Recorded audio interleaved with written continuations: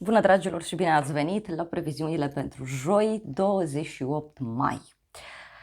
Este o zi în care, cum să spun eu, Luna e prin Scorpion, face quadratură cu Pluto, opoziție cu Marte, dar face aspecte bune pe la axa nodurilor lunare, da? La axa destinului, deci asta e de bine. Însă să știți că e o zi în care suntem sub semnul Marii Preotese, sub semnul puterii, și energia generală e faetonul. Deci mai mult decât atât, să știți că este o zi de joi în care ni se cere să tăcem, da? Să ascultăm, să ne controlăm anumite impulsuri, da? Să avem răbdare, să dăm dovadă de iubire, de înțelegere și să fim deschiși în fața transformărilor. Și să alegem direcția, da? Direcția în care vrem să mergem de acum încolo, pentru că este o zi în care să știți că pot apărea aparente blocaje sau pot apărea blocaje pe bune. Este o zi care activează frustrări, atașamente posesive, probleme financiare, tot ceea ce ține de lupte, obsesii, pasiune, dorință foarte mare de control. Și acum, soluția vine de la Luna în Scorpion, care ne spune să acceptăm transformarea. Da? Uite, joi se poate arăta ce mai e toxic așa prin viața noastră și e un moment bun să transformăm situația respectivă. Prietenia în iubire, iubirea în prietenie, colaborarea în cunoștințe și așa mai departe. Este, bineînțeles, o zi de joi, să știți, destul de intensă, chiar dacă apar mici mari provocări. Eu zic că e bine să vedem ce-i toxic și să lăsăm lucrurile să curgă de la sine, pentru că totul este cu un rost. Suntem pe o perioadă de lună în creștere, deci un moment bun să transformăm anumite lucruri. Și mai mult decât atât, cred eu că ziua de joi poate să vină și cu tot felul de revelații, tot felul de lucruri care se întâmplă în viața noastră așa pe nepusă masă și care pe de o parte ne pot ajuta, dar pe de altă parte pot încurca. Adică e un moment în care părerea mea este că, nu știu, cam pierdem controlul asupra lucrurilor și ar fi bine să acceptăm că pierdem controlul asupra lucrurilor. E ca și cum joi e ziua divinității, dacă vreți.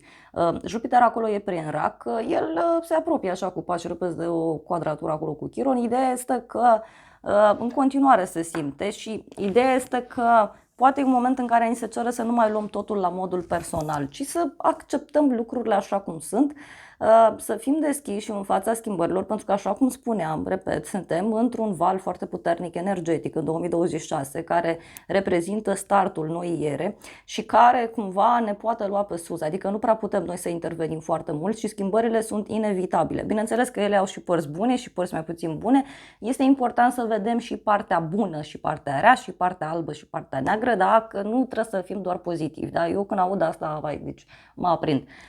Nu, viața nu e doar despre pozitiv. Eu nu zic să nu avem o gândire pozitivă, dar trebuie să vezi și gunoiul din viață. Dacă nu-l vezi, da, zici că totul e roz și frumos, dai cu parfum. Zici nu, că nu văd gunoiul, totul e perfect la mine în casă. Ei, uite că nu-i, că da, trebuie să duci gunoiul. Cam așa e și în ziua de joi. Adică mai vedem cam ce nu-i bine, trebuie să acceptăm și să vedem în continuare ce facem. Și cumva să, știu, poate să pornim într-o altă aventură așa a vieții noastre sau, cine știe, să ne pregătim pentru luna plină din weekend. Chiar și așa, eu zic că e o perioadă în care tot ceea ce ține de trecut, nu știu, un anumit mod prin care relaționam, un anumit mod prin care, nu știu, făceam bani, un anumit mod vechi prin care relația respectivă funcționa, relația cu colegii funcționa, relația cu familia funcționa, un anumit tipar. Ei, uite, acum nu mai merge, da? Trebuie să ieșim din tipar. Asta e viața. Cei care sunt mai, cum să zic eu, ca să nu sune urât, sunt și persoane foarte ancorate aici în planul fizic și sau în planul rațional, da? Și e foarte bine să fim așa, pentru că, repet, suntem și spirit și materie, însă acolo să știți că în planul acesta material, să zic așa, lucrurile se pot zdruncina destul de mult. E normal să fie așa, suntem oameni, nu prea suntem noi deschiși la schimbări, însă trebuie să acceptăm că partea asta materială vine și cu nuanța asta de efemer, da? Adică totul e, cum spun eu, totul e tranzitoriu, da? Nimic nu e pentru totdeauna, azi e, mâine nu mai e și cei care se deschid e ok. Poate să fie și o zi așa cu un aer de roller coaster, adică o zi în care, nu știu, acum e bine, acum e scandal, acum rezolvăm, acum iar se blochează, însă, repet, poate să fie și o zi în care ni se cere totuși să nu insistăm. Adică dacă ceva e blocat, e bine să nu insistăm. E posibil ca inițial să avem tot felul de reacții, pentru că e normal să fie așa, suntem oameni și e mai complicat așa cu schimbările. Eu nu zic nu, doar că e o zi în care poate e bine să ne ascultăm și partea aceea de intuiție în noi, da? Să ascultăm și partea spirituală din noi, că partea practică va fi destul de mult zdruncinată, să zic așa. Da? Bun, cam atât în mare parte. Vreau să iau și o carte oracol. Da, motanul e aici, nu vrea să ne lase, e prezent cu noi. Ia să vedem, cam n-am luat oracolul, l-am lăsat aici și nu pot să mă întind că mă mușcă. Da, e ora lui de somn și nu vrea să doarmă. N-am ce să-i fac. Asta e viața. Hai să vedem ce spune oracolul. Uite, a ieșit o pasăre. Da? Avem așa, pasăre și uite, am mai ieșit o carte. Pasăre, a aștepta vești, scrisori, mesaje. Deci e o zi în care informațiile circulă, iar apoi avem vița de vie. Și că niște informații care te pot ajuta. Că inițial, da, nu convin, dar mai este și o altă variantă. Da? Apoi avem păunul. Atenție la mândrie. Da, ziua de joi, să știți că trebuie să fim atenți, da, pe partea asta de mândrie și de a exagera ideea de emoții. Că până la urmă suntem oameni, suntem cu toții egali în fața universului, în fața divinității. Și avem așa.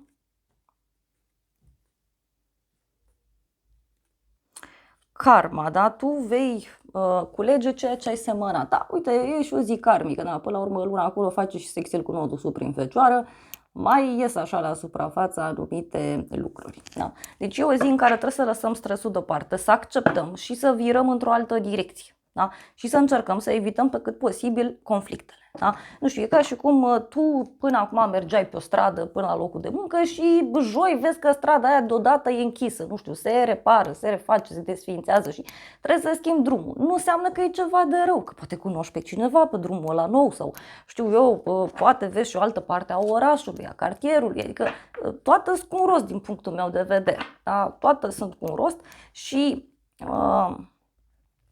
să știți că e și un moment în care ni se cere totuși să ne dăm seama că totuși am intrat într-o eră în care tot ceea ce ține de sfera financiară, de sfera materială, fizic vorbind, da, nu prea va mai avea enorm de multă valoare. Da? Și aici mă refer și la sfera banilor, mă refer și la lucruri practice, adică valoare cumva va avea ceva ce nu e material.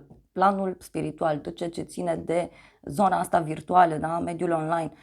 Asta e, în lumea asta trăim și, repet, acum nu zic că e bine, nu zic că e rău, pur și simplu acolo mergem, da?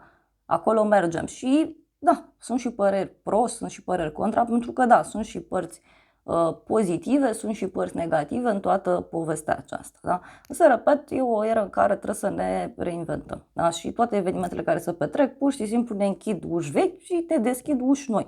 Și normal să fie și oameni care sunt refractari la schimbare. E normal să fie așa. Și eu personal, câteodată sunt refractare la schimbare. Da? Asta este, suntem oameni. E normal dacă tu ești obișnuit să mănânci un fel de mâncare, da, într-o anumită zi. Dacă ești cineva, îți schimbă așa rutina, prea te simți extraordinar de bine la început. Da? Și nu-i nimic rău în asta.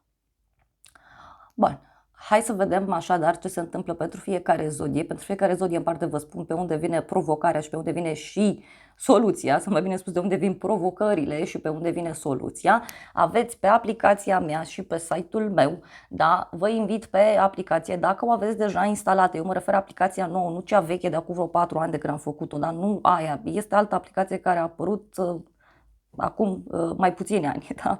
Aceasta este, aveți aici scris, aveți și în primul comentariu. Dacă o aveți deja instalată, mergeți și o actualizați în Google Play sau în App Store și vedeți acolo previziunile pe zodii pentru zodia voastră. Și de asemenea puteți să intrați și pe site. Acum s-au rezolvat problemele pe care le știați voi pe site, e mult mai ok, dar pe aplicație, știu eu, aveți acces mult mai ușor, intrați când vreți voi, vă mai pregătim surprize plăcute. Bun, așa că vă aștept cu drag să vedeți unde anume vine ajutorul, de unde anume vine conflictul în ziua de joi pentru fiecare zodie. Vă iubesc, vă îmbrățișez și vă doresc o zi de joi cu multe revelații.